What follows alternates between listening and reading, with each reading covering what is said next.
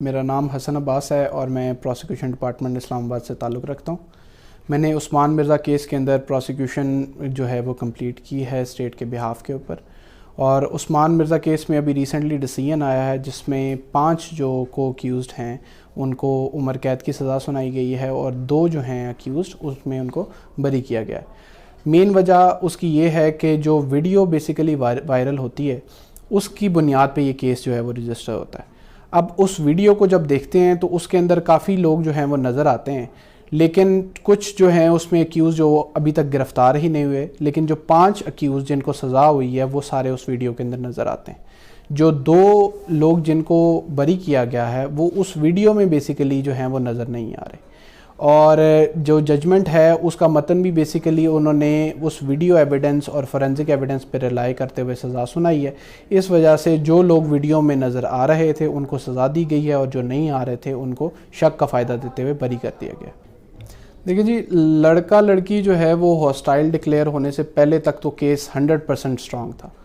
Prosecution نے اپنا case جو تھا وہ ان کے اس طرح سے بنایا تھا کہ لڑکا لڑکی کا جو ہے 164 کا مجسٹریٹ کے سامنے جو بیان ہوتا ہے وہ بھی ریکارڈ ہوا تھا، ان کی طرف سے نشاندہی بھی ہوئی تھی، ملزمان کی آئیڈینٹیفیکیشن پریڈ ہوتی ہے وہ بھی کنڈکٹ ہوئی تھی، اور اس سے پہلے ان کے وٹنس ان کے ایویڈنس سے پہلے تک ہم جو ہے تقریباً 15 وٹنسز جو ہیں وہ کروا بھی چکے تھے اور ان کے اوپر جرح بھی ہو چکی تھی۔ لیکن پھر وٹنسز جو ہیں ان کی جو بھی وجہ بنی انہوں نے جو ہے وہ اپنے بیان سے منحرف ہو گئے، اور اس کو پروسیکیوشن کی جانب سے ہاسٹائل ڈکلیئر کیا گیا تھا۔ ہاسٹائل کو میں آسان الفاظ میں سمجھا دوں کہ جب بھی پروسیکیوشن کے سامنے جو بندہ اپنا بیان دیا ہو اس بیان سے منحرف ہو جائے تو پروسیکیوٹر کے پاس یہ رائٹ ہوتا ہے کہ وہ اس کے اوپر جرح کا حق اس کو ملے۔ تو پھر ہمیں جرح کا حق دیا گیا عدالت کی جانب سے، اور میں نے جو ہے اس کے اوپر جرح کی، جس کے اندر کافی ساری چیزیں جو ہیں انہوں نے جو اس پہ وہ انکاری تھے کہ ہم ویڈیو میں نہیں نظر آ رہے یہ ملزمان نہیں ہیں، انہوں نے کافی ساری چیزیں جس طرح انہوں نے اپنے کپڑی، اپنے موجودگی اور اپنے ساتھ نازیبہ حرکات جو ملزمان نے کیے ہیں اس کو مان لیا، جس کی وجہ سے کیس ان کے منحرف ہونے کی وجہ سے ڈیمیج تو ہوا، لیکن وہ کافی ساری چیزیں اس میں ہم نے جرح کے اندر وہ واپس کور کر لیں کہ یہ ایک جھوٹا بیان دے رہے ہیں اور اپنے بیان سے جو منحرف ہوئے ہیں وہ صرف ملزمان کو فائدہ دینے کے لیے ہو رہے ہیں، تو جس کی وجہ سے ہمارا کیس سٹرانگ ہو گیا تھا۔ ملزمان کے خلاف جو شواہد تھے مینلی تو یہ جو ایف آئی آر جب رجسٹر ہوتی ہے ویڈیو کے اوپر، ویڈیو جو 4 کلپس ہیں وہ جاتے ہیں وائرل ہو جاتے ہیں اور اس کے اوپر جو ہے وہ ایف آئی آر رجسٹر ہوتی ہے، تو سب سے بڑا ایویڈنس جو ہمارے پاس اس کے اندر تھا وہ ویڈیو ایویڈنس کا تھا۔ اس کے بعد جو سیکنڈ بڑا ایویڈنس تھا وہ وکٹمز کی اپنی سٹیٹمنٹ تھی، تو جب وکٹمز کی سٹیٹمنٹس اپنی اس سے وہ منحرف ہو گئے تو ہمارے پاس جو ایویڈنس رہ گیا تھا وہ اس کی جو ویڈیو ہے اس کا ایویڈنس تھا۔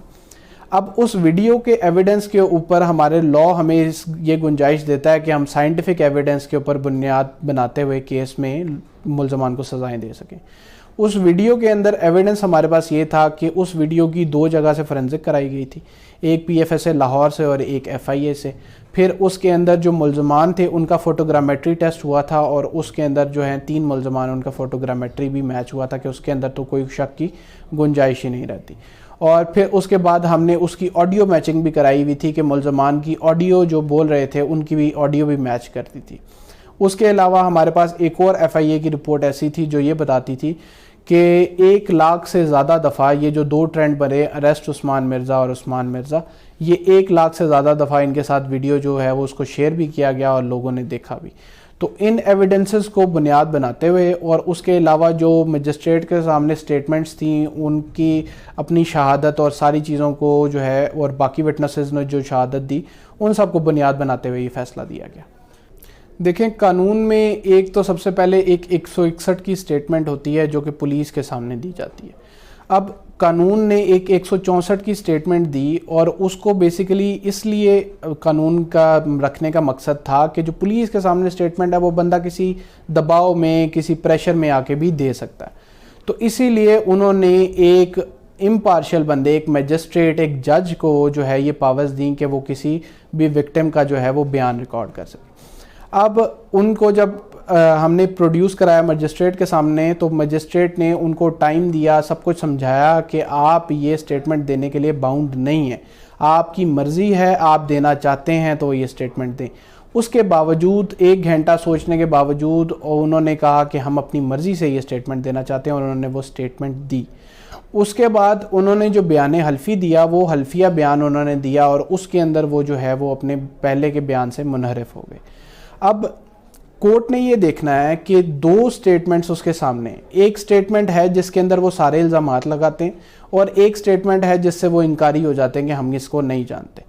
اب جب ہم نے اس پہ جرا کی تو جرا کرنے کے بعد یہ چیز سامنے آ گئی کہ جو ان کا دوسرا والا بیان تھا اس کے اندر جھوٹی باتیں، جب وہی چیزیں جو وہ کہہ رہے ہیں کہ ہم نہیں مانتے اور پھر بعد میں وہ چیزیں وہ مان لی انہوں نے جرا کے دوران، تو کورٹ نے اب دوسری سٹیٹمنٹس پہ ریلائی نہیں کرنا، کورٹ نے پہلی والی جو جج کے سامنے سٹیٹمنٹ ہے اس پہ ریلائی کرتے ہوئے فیصلہ دینا۔ بیسیکلی اس میں کچھ پوائنٹس ایسے تھے جس طرح سے وہ کہتے تھے کہ ہمارے ساتھ شروع میں تو انہوں نے کہہ دیا کہ کوئی وقوع ہی نہیں ہوا، یہ ملزمان ہی نہیں ہیں، ہم ان کو جانتے ہی نہیں ہیں، ہمارے ساتھ کوئی زیادتی نہیں ہوئی، کچھ بھی نہیں ہوا۔ پھر بعد میں جب ہم نے ان سے جرا کی، اور انہوں نے یہ بھی حد تک کہہ دیا تھا کہ ویڈیو میں ہم موجود نہیں ہیں، جب میں نے جرا کی تو انہوں نے اپنی جرا کے دوران یہ چیز مانی۔ جب ان کو ویڈیو میں نے دکھائی تو اس نے، وہ جو لڑکا تھا اس نے بھی یہ بات مانی کہ میں بھی نظر آ رہا ہوں، میں نے اس رنگ کی شرٹ پہنی ہوئی ہے، اور لڑکی بھی نظر آ رہی ہے، اس نے اس رنگ کی شرٹ پہنی ہوئی ہے۔ انہوں نے اپنی موجودگی کو تسلیم کیا۔ پھر بعد میں انہوں نے اس چیز کو بھی تسلیم کیا کہ یہ جو ملزمان اس میں نظر آ رہے ہیں یہ لوگ نازیبہ حرکات کر رہے ہیں۔ پھر اس میں کورٹ کی آبزرویشن بھی آئی کہ جب انہوں نے یہ کہا کہ اس میں نہیں نظر آ رہا، تو کورٹ نے ایک امپارشل اوپینین دینی ہوتی ہے کہ یہ نظر جو بندہ سامنے کھڑا ہے یہ اس ویڈیو میں نظر آ رہا ہے کہ نہیں، تو اس پہ کورٹ نے یہ اوپینین دی کہ یہ وہی خاتون ہیں جو اس ویڈیو میں نظر آ رہی ہیں۔ اس کے علاوہ انہوں نے پہلے انکار کیا کہ ہم پولیس کے پاس کبھی گئے ہی نہیں، تھانے میں ہم کبھی گئے ہی نہیں، لیکن جرا میں انہوں نے مان لیا کہ ہم 4 سے 5 دفعہ پولیس میں بھی گئے، ہم نے اسسٹنٹ کمشنر کی کورٹ میں بھی ہم اپیئر ہوئے، ہم نے بیانات بھی دیے۔ تو ان ساری باتوں کی جب آن ریکارڈ یہ چیزیں جرا کے دوران آ جاتی ہیں تو کورٹ اس کو کنسیڈریشن دیتی ہے کہ ان کا پہلا بیان جو تھا وہ انہوں نے کسی دباؤ، پریشر یا ملزمان کو فائدہ دینے کے لیے دیا، اور یہ باتیں اب یہ مان رہے ہیں، تو وہ پروسیکیوشن کو فیور کرتی ہیں۔ دیکھیں جی، ڈیفنس کا بیسیکلی تو کام ہوتا ہے کہ وہ اپنا ڈیفنس بناتی ہے، وہ اکیوزڈ کو پروٹیکٹ کرتی ہے اور پروسیکیوشن کے ایویڈنس کو شیٹر کرتی ہے۔ جب بھی ڈیفنس کوئی ایسا ورژن لے جو کہ پروسیکیوشن کے حق میں ہو تو وہ ان کی طرف سے ایڈمیشن سمجھا جاتا ہے، اور وہ جو ہے وہ پروسیکیوشن کو بیسیکلی اس کا فائدہ پہنچتا ہے۔ لیکن میری اپنی جرا تھی اس کے اندر اتنا میٹیریل تھا کہ ہم نے ان کی جرا کے اوپر ریلائی کرنے کی ہمیں ضرورت نہیں پڑی، پروسیکیوشن نے اپنے کیس کے اوپر ریلائی کرتے ہوئے اس کو کنٹیسٹ کیا۔ جی، اس میں ایک تو مین جو اوفینس لگا ہوا تھا 354A، جسے کہتے ہیں کہ برہنہ کرنا کسی کو پبلک کے سامنے، تو وہ ویڈیو جو ہے اس کے اندر برہنہ کرتی ہے وہ ملزمان جو ہیں عورت کو، اور پھر وہ وائرل کرتے ہیں تو وہ پبلک ویو میں آتا ہے۔ اس کے اندر مینلی عمر قید کی سزا سنائی گئی ہے 5 ملزمان کو۔ پبلک ویو سے مراد یہ ہوتی ہے کہ پبلک بیسیکلی وہ ہوتی ہے جس کا اس سے کنسرن نہ ہو، اور کوئی ایسا بندہ جو پبلک کا حصہ ہے اور وہ اس چیز کو دیکھے۔ اب پہلے کے کانسیپٹ میں تو یہ ہے کہ کسی گلی، کہیں چوراہے میں کوئی بندہ کسی کو برہنہ کرتا ہے کسی عورت کو، تو اس کے اوپر یہ سیکشن اٹریکٹ کرتا ہے۔ لیکن اس کیس کے جو ایک خاص نوعیت کا تھا، اس میں یہ ہوا کہ اس کی ویڈیو بنائی گئی، اور ملزمان نے خود بنائی کیونکہ اس اپارٹمنٹ کے اندر وکٹمز اور ملزمان کے علاوہ کوئی اور موجود نہیں تھا۔ اس بات کو ٹرائل کے دوران ملزمان نے بھی ایکسیپٹ کیا کہ ہمارے اور کوئی لوگ موجود نہیں تھے۔ تو اس کا مطلب یہ ہے کہ جو ملزمان ہیں، وکٹمز تو سامنے نظر آ رہے ہیں، تو ملزمان جو ہیں انہوں نے ویڈیو بنائی۔ اب ویڈیو بنائی تو ان کے پاس اس کی ویڈیو کی پوزیشن تھی، اور انہوں نے ہی آگے ٹرانسفر کرتے ہوئے پبلک کو دکھائی، اور اسی سے ہی پبلک میں جاتے ہوئے وہ وائرل ہو گئی، جس میں 1 لاکھ سے زیادہ لوگوں نے اس کو دیکھا۔ اب ہم اس کو یہ تو نہیں کہہ سکتے کہ گلی میں 4 بندے جو ہیں وہ دیکھیں تو وہ پبلک ویو میں آتا ہے، اور 1 لاکھ بندے جب ٹویٹر پہ دیکھیں تو وہ پبلک ویو میں نہیں آتا۔ تو اس میں کورٹ نے ہماری جو ہے آرگیومنٹ اس سے اکتفا کیا، اور انہوں نے سزائیں اس پہ جو ہے نا پبلک ویو کے اندر دیں اس کو، مینلی یہ سیکشن کے اندر جو 354A۔ جی، اس میں جو ویسے تو وکٹمز ہوتے ہیں، ہمارا طریقہ کار یہ ہوتا ہے کہ جو مین وٹنسز ہوتے ہیں، وکٹمز ہو گئے، اور جو انویسٹیگیشن آفیسرز ہوتے ہیں ان کو ہم اینڈ پہ کرواتے ہیں، اور باقی جو وٹنسز ہوتے ہیں وہ شروع میں پہلے ان کی ایویڈنس کمپلیٹ ہو جاتی ہے۔ تو چونکہ ان کو سمن ہی نہیں کیا گیا تھا تو میری ملاقات ان سے پہلے نہیں، پولیس کے اور نمائندے پروسیکیوشن ڈپارٹمنٹ کے جب انویسٹیگیشن ہو رہی تھی اس ٹائم پہ ان کی ملاقات رہی. میری اپنی پرسنل ان سے ملاقات نہیں ہوئی. میری اس دن ہی جس دن یہ منحرف ہونے کے لیے آئے، ان کے وکیل سے، جو ان کے پہلے وکیل تھے حسن جاوید صاحب، ان سے میرا رابطہ تھا. وہ اپڈیٹ کرتے رہتے تھے کہ وہ ان کو بیان تیار کرا رہے ہیں، وہ راضی ہیں، وہ بیان دینا چاہتے ہیں. لیکن آن دا ویری لاسٹ ڈے ان کے وکیل صاحب جو ہیں وہ بھی پریشان تھے کہ یہ میری کال نہیں اٹھا رہے، اور وہ ان دا لیٹ آورز 3 بجے تقریباً آئے اور انہوں نے اپنے بیان سے منحرف ہو گئے. کورٹ نے جو ہے وہ ان کی کنڈکٹ، جو جب کراس ایگزامینیشن کے دوران چیزیں جب ہیں وہ سامنے آئیں، تو کورٹ نے بیسیکلی ان کے کنڈکٹ پہ یہ اوپینین بنائی ہے کہ انہوں نے جو بیان دیا ہے وہ ملزمان کو فائدہ دینے کے لیے دیا ہے، یا انہوں نے اس کے اندر کوئی سیٹلمنٹ کر لی ہے، کوئی پریشر کا ایلیمنٹ ہے. جس طرح انہوں نے اپنے 164 کے بیان میں بھی کہا تھا کہ ہم نے 8 ماہ کیس کو اس لیے رپورٹ نہیں کیا کہ وہ ہمیں ڈر تھا، انہوں نے ہماری ویڈیو بنائی ہوئی تھی اور وہ ہمیں ہراساں کرتے تھے. تو کورٹ نے یہی اوپینین بنائی ہے کہ اب بھی شاید ڈر کی بنیاد پہ انہوں نے ملزمان کو فائدہ دینے کے لیے یہ سٹیٹمنٹ دی ہے، یا اور کوئی مانیٹری بینیفٹ جو ہے وہ حاصل کر لیا ہے. اس میں وکٹمز کی پروٹیکشن کے لیے ہمارے پاس وکٹم پروٹیکشن ایکٹ بھی ہے اسلام آباد کے اندر، اور بہت ساری آرگنائزیشن ایسی ہیں، ہیومن رائٹس منسٹری ہے اور آرگنائزیشن ہے جو اس پہ کام کر رہی ہیں. اس میں ہوتا یہ ہے کہ وکٹمز جو ہوتے ہیں ان کو سیف ہاؤسز میں یا دارالامان میں شفٹ کر دیا جاتا ہے ان کی پروٹیکشن کے لیے.